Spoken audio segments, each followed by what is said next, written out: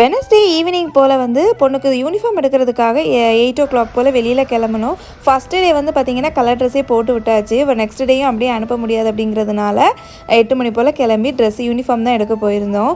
செம்ம கூட்டம். சலாலா வந்து பார்த்திங்கன்னா அவ்வளோ டிராஃபிக்காக இருக்குது. இன்னும் ஒரு மாதத்துக்கு வந்து இந்த சீசன் அப்படியே இருக்கிறதுனால ஃபுல் டிராஃபிக்காக தான் இருக்கும். நம்ம 10 நிமிஷம் நிற்க வேண்டிய இடத்துக்கு 20 நிமிஷம் நிற்கிற மாதிரி இருக்குது.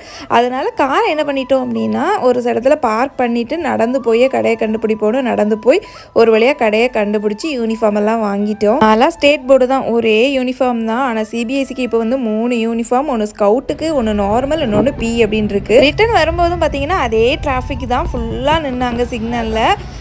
மழையும் தூத்த ஆரம்பிச்சிருச்சு. ஆனால் ஆண்டி வேலே வந்து பழக்கடை இருந்தனால அங்கேயே பழம் வாங்கிட்டு வந்துடலான்னு சொல்லி வண்டியை நிப்பாட்டிட்டாங்க. நம்ம ஊர்ல எல்லாம் கிடைக்கிற மாதிரி இங்கேயுமே பச்சை பழம், நேந்திரம் பழம் எல்லாமே இங்கேயே ஃபார்ம் இருக்கிறதுனால சூப்பராக கிடைக்கும். ஸோ இன்றைக்கி வீடியோ அவ்வளோதான். நாளைக்கு பார்க்கலாம். பாய்.